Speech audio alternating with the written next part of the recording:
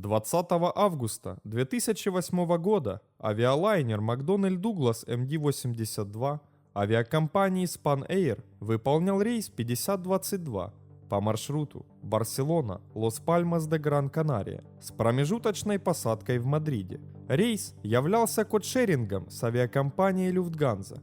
На борту самолета находились 172 человека. Утром 20 августа 2008 года McDonnell Douglas MD-82 был в Барселоне. Оттуда он должен был вылететь рейсом 5022 в Мадрид и далее на Канарские острова. Но в Барселоне была задержка рейса. С опозданием в 30 минут лайнер вылетел из Барселоны и приземлился в Мадриде, где ему предстояло лететь до Лос-Пальмас-де-Гран-Канария. В 13 часов 15 минут по местному времени, когда самолет был готов ко взлету, пилотами была замечена ошибка датчика температуры воздушных масс, и самолет был отбуксирован к площадке технического обслуживания. Техники выключили неисправный прибор, также выключили и систему оповещения перед вылетом, так как за обе системы отвечал один управляющий блок.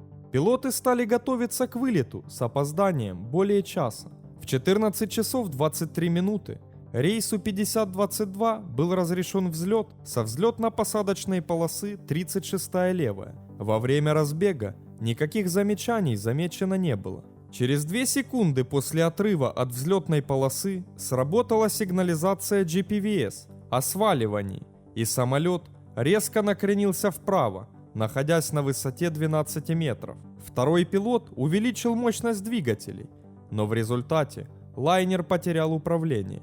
Пилотам не удалось вывести лайнер из крена, и через несколько секунд после взлета рейс 5022 срезал верхушки деревьев. Первый раз коснулся земли, проскользил на задних шасси 200 метров по земле и снова поднялся в воздух на несколько метров. Перелетел дорогу, коснулся земли второй раз. В момент второго касания от удара у него оторвалась хвостовая часть. Проскользил еще 450 метров, перелетел реку, находящуюся рядом с аэропортом, и врезался в склон ее левого берега. При этом разрушился на 3 части. Из 172 человек, находившихся на борту самолета, 154 человека погибли, в том числе все 6 членов экипажа и 148 пассажиров. Среди выживших оказались 2 пассажира из Финляндии и Боливии. Все погибшие были опознаны. Большинство из них удалось опознать только при помощи сравнительного анализа ДНК. Расследованием причин катастрофы рейса 5022 занялась комиссия по расследованию авиационных происшествий. 27 августа 2008 года председатель комиссии Франциско Сото сообщил детали катастрофы и некоторые выводы комиссии. Версию отрыва от взлетно-посадочной полосы и набор высоты озвучивал и один из выживших пассажиров рейса 5022. Хотя до этого в прессе высказывалась версия выкатывания самолета за пределы взлетно-посадочной полосы вследствие позднего аварийного торможения.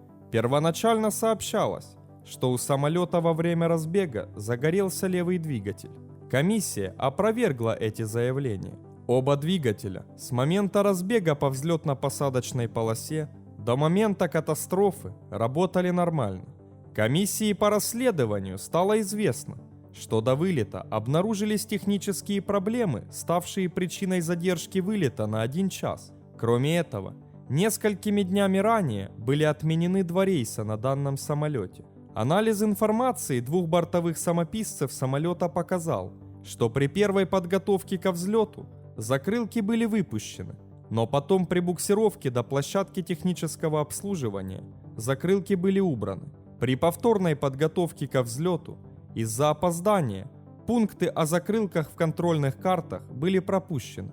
Когда второй пилот выполнял контрольную карту перед взлетом, его перебил командир воздушного судна, а затем он прочитал пункт о закрылках машинально, но данную процедуру так и не выполнил. А определенная неполадка оборудования привела к тому, что пилоты не получили автоматическое предупреждение о нелетной конфигурации самолета. Также сообщалось, что разбившийся самолет в последний раз проходил техническое обслуживание в январе 2008 года, и технических неисправностей зафиксировано не было. Окончательный отчет расследования был опубликован 1 августа 2011 года. Согласно отчету, причиной катастрофы рейса 5022 стала ошибка пилотов, а также отказ приборов, не предупредивших экипаж о нелетной конфигурации самолета.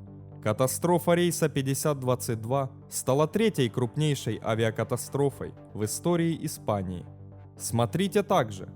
2 октября 1996 года авиалайнер Boeing 757-200 авиакомпании Аэроперу выполнял регулярный пассажирский рейс 603 по маршруту Майами-Лима-Сантьяго.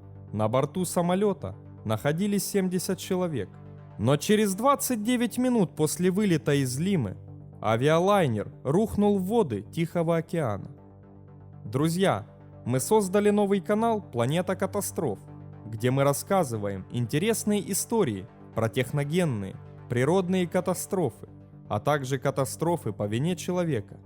Подписывайтесь, чтобы не пропустить новые истории.